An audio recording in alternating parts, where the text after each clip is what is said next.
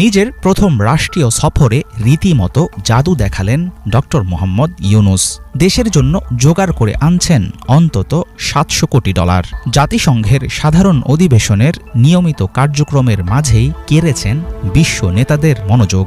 বিশ্লেষকদের ধারণা, সাবেক সরকার যেখানে ব্যর্থ, সেখানে নতুন নেতৃত্বের প্রতি আন্তর্জাতিক মহলের ইতিবাচক মনোভাবকে কাজে লাগাতে পারছেন ডক্টর ইউনূস।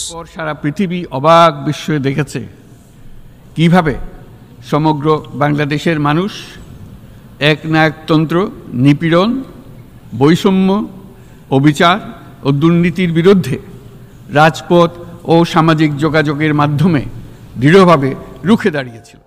বিগত সরকারের শাসনামলে বৈশ্বিক সংকট সহ নানা অনিয়ম ও অপরিকল্পিত মেগা প্রজেক্টের জেরে তীব্র হয়েছিল ডলারের অভাব। অস্থিতিশীল পরিস্থিতির মাঝেও বাংলাদেশকে এত বড় অঙ্কের ডলার দেয়ার আশ্বাস দিয়েছে বিশ্বব্যাংক, IMF ও যুক্তরাষ্ট্র। চলমান অর্থনৈতিক অস্থিরতার মধ্যে সাময়িক স্বস্তির নিঃশ্বাস ফেলার সুযোগ দেবে নতুন জোগাড় হওয়া প্রায় $7.25 বিলিয়ন প্রাথমিক নিশ্চয়তা। সবকিছু ঠিক থাকলে অচিরেই কেন্দ্রীয় ব্যাংকের রিজার্ভে যোগ হবে বিপুল অঙ্কের বৈদেশিক মুদ্রা।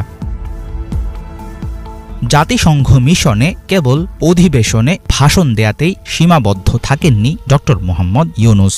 দ্বিপাক্ষিক বিভিন্ন বৈঠক ও মিটিংয়ে দেশের জন্য চেয়েছেন অর্থনৈতিক সহায়তা। একই সাথে বাংলাদেশের উন্নয়নে পাশে থাকার আহ্বান জানিয়েছেন আন্তর্জাতিক সম্প্রদায়কে। দেশের সংস্কারে খরচের জন্য $3.5 বিলিয়ন ঋণ সহায়তা দেবে বিশ্বব্যাংক। পূর্বের $4.7 বিলিয়ন পর নতুন করে আরও $3 বিলিয়ন ঋণ দেবে IMF। সোলার উৎপাদন প্ল্যান্ট বসানোর জন্য বড় একটি প্রকল্পে বিনিয়োগ করবে চীন। বিশ্লেষকরা মনে করেন, সংকটময় সময়ে এই ধরনের সহযোগিতা পেলে অনেকাংশে সামলে উঠবে দেশের অর্থনীতি। গণতন্ত্র ও নির্বাচন ইস্যু এবং বিগত সরকারের বিভিন্ন পদক্ষেপের কারণে গত কয়েক বছর ধরে অনেকাংশেই শীতল হয়ে উঠেছিল বাংলাদেশ যুক্তরাষ্ট্র সম্পর্ক। প্রধান উপদেষ্টা হিসাবে ডক্টর মোহাম্মদ ইউনূস দায়িত্ব গ্রহণ করলে তাকে উষ্ণ স্বাগত জানায় পশ্চিমা বিভিন্ন সরকার ও সংস্থা। আন্তর্জাতিক সম্পর্ক বিশ্লেষকরা বলছেন, সরকার প্রধান হিসাবে ডক্টর ইউনূসের জাতিসংঘে উপস্থিতির পর যুক্তরাষ্ট্র আসার আলো।